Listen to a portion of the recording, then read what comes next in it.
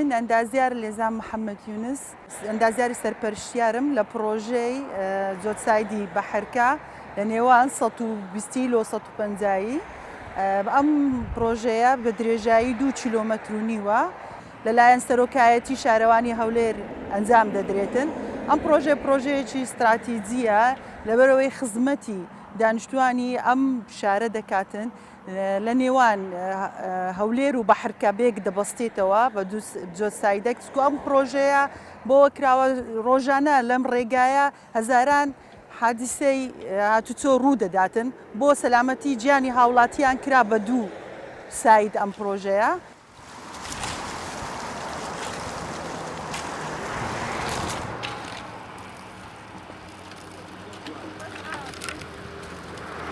وەکو ئافرەت لێرە تقریبان ئێمە 4 ئافرەتین لێرە لەم پرۆژەیە وەک ئەندازیاری سەرپەرشتیاری ئەم پرۆژەیە دەکەین بۆ ئەوەی جێگای پەنجەمان لە نێو پرۆژەکاندا دەستنیشان بکەین و هەروە ئافرەت ڕۆڵێکی گرنگی هەبیتن لە بەڕێوەبردننی پرۆژەکان. ئیشاڵە بە سەرکەوتویش ئەم پرۆژەیە کۆتایی دێتن لە 15/12/2018 خزمەتی هاوڵاتیان دەکا ئەم ڕێگایە بە شێوازێکی سەردەمیانەدا.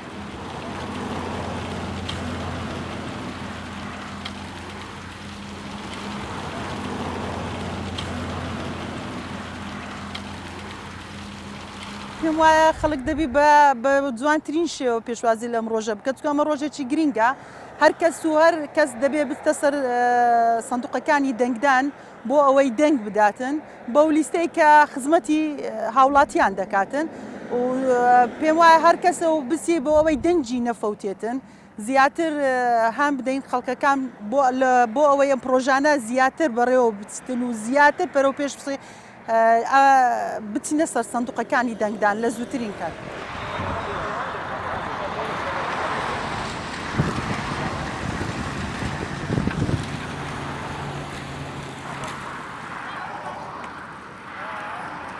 پێم وایە دەبی مواصفاتی ئەو کەسە خزمەتی خەڵک بکە.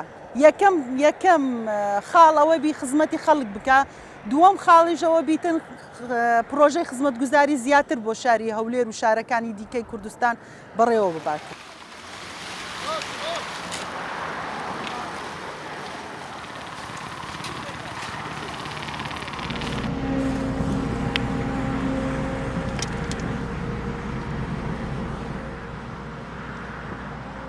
بۆ ئەوەی لە پێناو ئاوەدانی دەبی ئێمە بچینە سەر سندوقەکانی دەنگدان و دەنگ بدەین.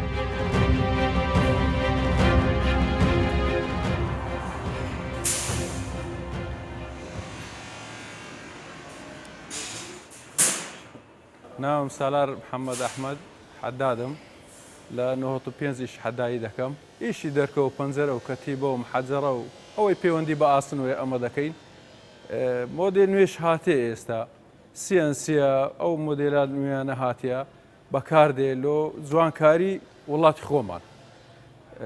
داواش لە خەرچی هەرێمی کوردستانی دەکەم دەنگ بدەن بە پەرلەمان لۆ ئاوادانی و خۆشی و ئیش ببتەوە و بڕە خۆشی هەبی لە کوردستان هەرێمی کوردستان. ئێستا یەکێک بەخۆم ئەمن دەنگ دەدەم بە یەکەکی کە سقەم پێبی پشتی من بگری سبەی 2 سبەی لەو هەرێمەی شتێکمان لێ بقەومێ ئەوە بی نەفەرێک هەیە لە سەرمان بە جواب بێتن.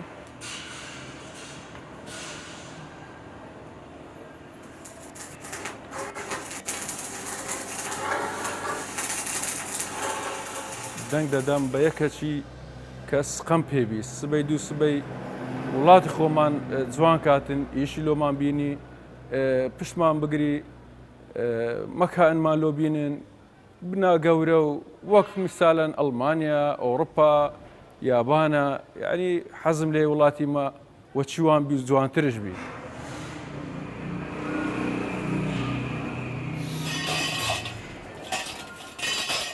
داوای لە خەرچ کوردستانی دەکەم کە هەمومان بچینە سەر سندوقەکان دەنجی خۆمان بدەین بەو نەفەرەی متمانەمان پێبی پشتمان بە قووە دەبی دوژمنەکاشمان زەعیف بن بێهێز بن ئەمەش خەرشی ئەو کوردستانیەوە حەزمان لێ یەکگرتوو بین و باش بین و بە قووەت بین.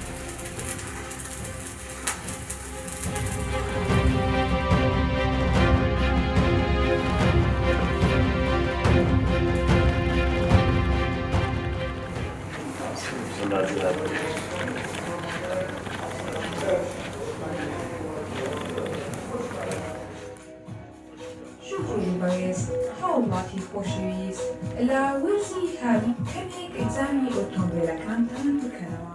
من ئەڤین عەبدوڕەحمان توێژەری کۆمەڵایەتی و هاوسات کۆمیسەری هاتوچۆم نزیکەی 7 ساڵ دەبێت لە بەڕێوەبەرایەتی هاتوچۆی هەولێر سەر بە وەزارەتی ناوخۆ کار دەکەم. من هە لە سەرەتای کارکردنمەوە لە بەشی ڕاگەیاندن کارم کردووە لە پاش ئەوەی کە لە ساڵی 2013 ڕادیۆی هاتوچۆی هەولێر دانراوە ئێمە بەشێک بووین لەو موئەسسانەی کە ڕادیۆی هاتوچۆی هەولێرمان داناوە. لە ئێستاشدا من ڕۆژانە بە ئەرکی ڕۆژانەی خۆم سەرقاڵم وەکو ئەوەی کە ڕێنمایی شوفێران و هاوڵاتیان و پیادەڕۆکان دەکەین لە شەقامەکاندا. سەرڕای ئەوەش چەند پرۆگرامێکمان هەیە کە هۆشیارکردنەوەی تاکەکانە لە چوارچێوەی کۆمەڵگادا و ڕوونکردنەوەی سەرجەمە و ئاسەوارە کۆمەڵایەتی و دەرونی و هزریانن کە لە شەقامەکانی شاردا گرفت دروست دەکەن بۆ شوفێران و هاوڵاتیان. سڵاتان لێبێ ئازیزان خۆشەویستان سەرنجتان ڕادەکێشین بۆ خوێندنەوەی خشتەی کامێرەکانی چاودێری بۆ ئەمڕۆ. ئاڕێگای کەرکووک نزیک دۆڵە بەکرا، ئاڕێگای پیلمام نزیک ئاکواتارین، ئاڕێگای کۆیان نزیک فلۆریا سیتی. جگەلەوەش لە چەند پرۆگرامێکی دیکەی تایبەتدا چەند توێژەرێکی کۆمەڵایەتی و دەرونی بۆ شیکاریکردنی ئەو بابەتانەی کە لەسەر شەقامەکاندا ڕوو دەدەن و کۆسپ و تەگەرەی زۆر بۆ هاوڵاتیان و شۆفێران دروست دەکەن ڕوون دەکرێنەوە ڕۆژانە لێرە. سەرڕای هەموو ئەمانەش خوێندنەوەی خشتەی کامێراکانی چاودێری بۆ بەرچاوڕۆشنی زیاتر بۆ ئەو شۆفێرانەی کە لە شەقامەکاندا هاموشۆ دەکەن. جگەلەوەش چەند کارمەندێک و ڕێپێدراوێکی دیکە و ئەفسەری هاتوچۆ لێرەدا کار دەکەن بە هەماهەنگی بە هاودەنگی بۆ ئەوەی کە بتوانین کەم تا زۆر پەیامێکی دڵسۆزانە بۆ شوفێران و هاوڵاتیان بگەێنین.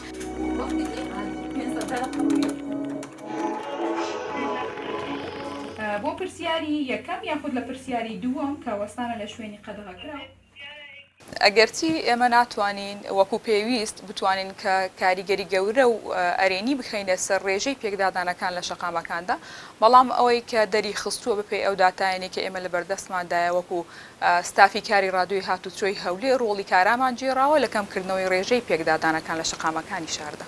شەقامی 120 مەتری نزیک فڕۆکەخانەی هەولێری نێودەوڵەتی، شەقامی 40 مەتری نزیک ساجڕیف. لە ڕاستیدا ئەوەی دەمەوێت ئاماژەی پێ بکەم ئەوەیە کە گرنگترین خاڵ برەودانە بە بەشی ڕاگەیاندن لە وەزارەتی ناوخۆ، جگەلەوەش کردنەوەی چەند هاوشێوەی بەشی دیکەیە بۆ برەودان بە کار و پێشکەوتنەکانی بواری کۆمەڵایەتی و هۆشیاری کۆمەڵایەتی لە نێو تاکەکانی کۆمەلگا بۆ نمونەکردنەوەی تیڤە جگەلەوەی کە ئێمە لێرەدا بەدەنگ کار دەکەین ڕۆژانە. پێمان باشە کە تیڤەک لە داهاتوودا بکرێتەوە بۆی زیاتر لەم ڕوانگەیەوە بە شێوەی دەنگ و ڕەنگ خزمەت بە هاوڵاتیان و شۆفێرانی هەرێمی کوردستان و بە تایبەتی شاری هەولێر بکەین. کاتێکی خۆش لێهوڵیەکی تەندروست. فیسکی ئەوێنی دەچاوەرێنە.